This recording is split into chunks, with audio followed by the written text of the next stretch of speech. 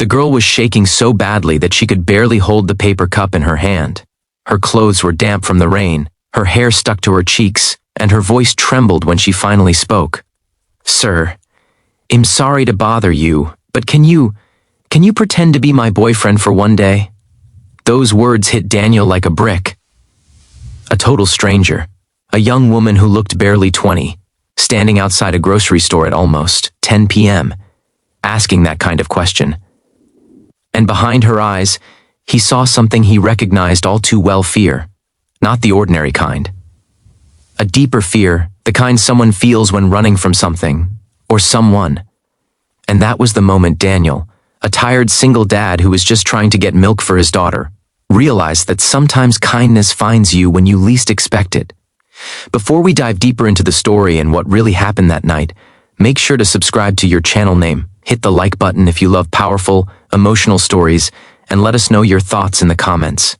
Your support helps us bring you more heartfelt stories every week. Daniel wasn't a man who took risks. After his wife passed away 3 years earlier, his world had shrunk into something small and predictable: work, home, cooking simple dinners, helping his 8-year-old daughter Lily with homework. Life was quiet, sometimes lonely, but safe. But that night, something in him shifted. He noticed how the girl's hands shook. Her breathing was uneven, shallow, as if she'd been running.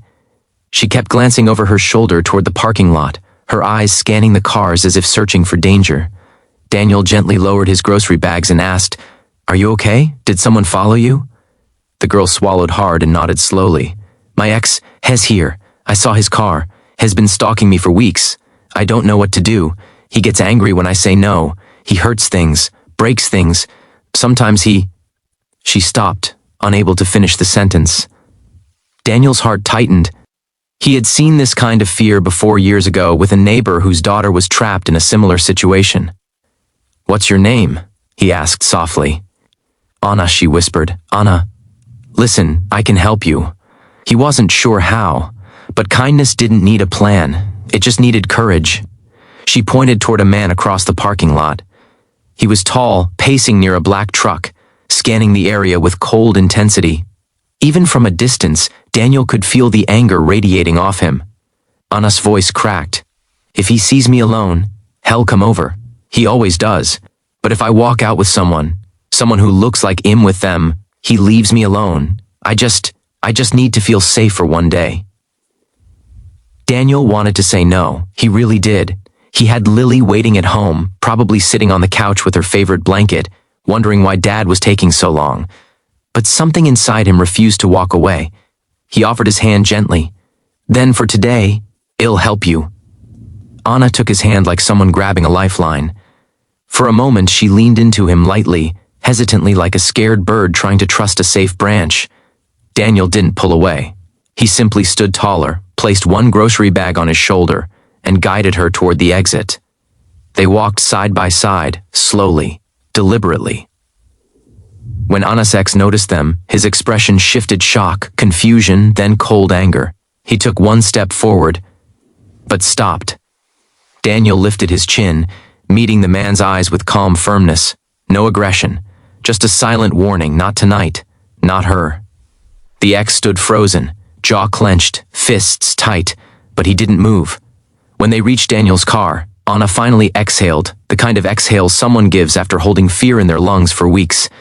"Thank you," she whispered. "I haven't felt safe in months." Daniel unlocked the passenger door. "Where do you need to go?" he asked. She hesitated. "Honestly, I just need time. My apartment doesn't feel safe anymore. He has a key, or he says he does. My friends are tired of the drama. My family lives far away. I didn't know where else to go." Daniel rubbed his forehead, thinking. He couldn't just take her home, not without Lily there. But he couldn't leave her outside in danger either. "Listen," he said. "My daughter is home. If you're okay with kids, you can stay with us tonight. Just one night. Guest bedroom, safe, locked door, no pressure." Anna's eyes filled with tears. "Why are you helping me? You don't even know me." Daniel shrugged softly. "Because someone once helped me when I needed it, and because sometimes life puts people in front of us for a reason." Anna nodded, wiping her cheek. "Okay, thank you, really. The drive home was quiet but gentle. Anna looked out the window, her shoulders lowering as the tension drained from her body. Daniel kept checking the rearview mirror, making sure no one followed them. When they walked inside, Lily jumped up from the couch, her face lighting up. "Dad, you're back. Who's this?" Daniel smiled softly. "This is Anna. She's a friend who needed a safe place to stay tonight. Is it okay?" Lily, in her innocent way, simply nodded. "Of course. Do you want hot chocolate? Dad makes the best hot chocolate in the world." Anna gave a small smile, the first genuine one Daniel had seen. "I'd love some." They sat around the small kitchen table, sipping warm chocolate, the soft hum of the refrigerator filling the room. Lily chatted about school, about her art project, about how she missed her mom sometimes but drew pictures to feel close to her. Anna listened, eyes soft. Later, when Lily went to bed, Anna whispered, "Your daughter is amazing." "Yeah," Daniel said with a quiet smile. "She's my whole world." Anna hugged her arms around herself. "You're a good dad." Daniel shook his head gently. "I try. Some days I feel like I'm barely holding everything together. Still," she said, "you show up. That's more than most." There was a long pause. "Can I ask?" Daniel said. "Why didn't you call the police?" Anna stared at the floor. "Because they told me, unless he physically hurts me. Again, they can't do much, and I'm scared of what he'll do if I make him angry." Daniel clenched his jaw. He hated how many people lived in fear like this and felt alone. "You're not alone anymore," he said softly. "Not tonight." Anna stayed in the guest room, and for the first time in weeks, she slept. Really slept. No nightmares. No fear of footsteps outside her door. In the morning, Daniel made breakfast pancakes shaped like hearts and stars, something Lily always loved. When Anna came out of the guest room, she looked different. Lighter, brighter. "I can't repay you," she said. "But thank you. You don't owe me anything," Daniel replied. "Just take care of yourself." She hesitated. "Can I ask you something?" "Sure. Can you help me get a restraining order today? I want to try.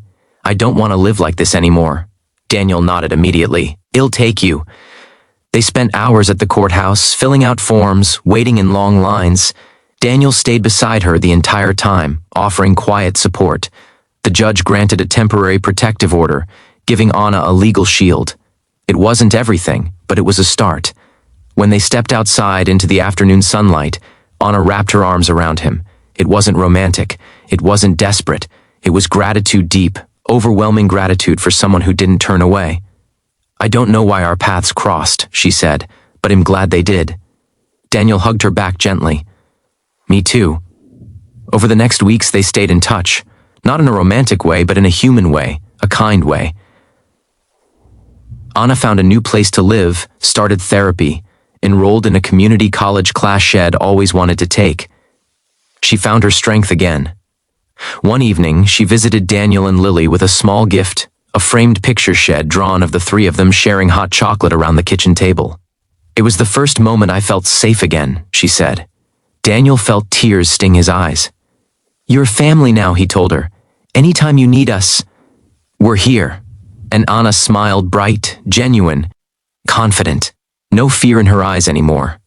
Because one small act of kindness had changed everything. In a world that often feels fast, loud, and indifferent, it's easy to forget the power we hold. The power to stop, to notice, to care, to reach out to someone who's hurting, even if we don't know their story. Kindness doesn't have to be big, it just has to be real. Daniel didn't save Anna because he was a hero. He helped because he was human, because he chose compassion in a moment when it mattered most. And that one choice gave someone their life back. So the next time you see someone struggling, pause, offer a hand, a smile, a kind word. You never know whose world you might change. Thank you for watching. And remember, kindness costs nothing, but its impact is priceless.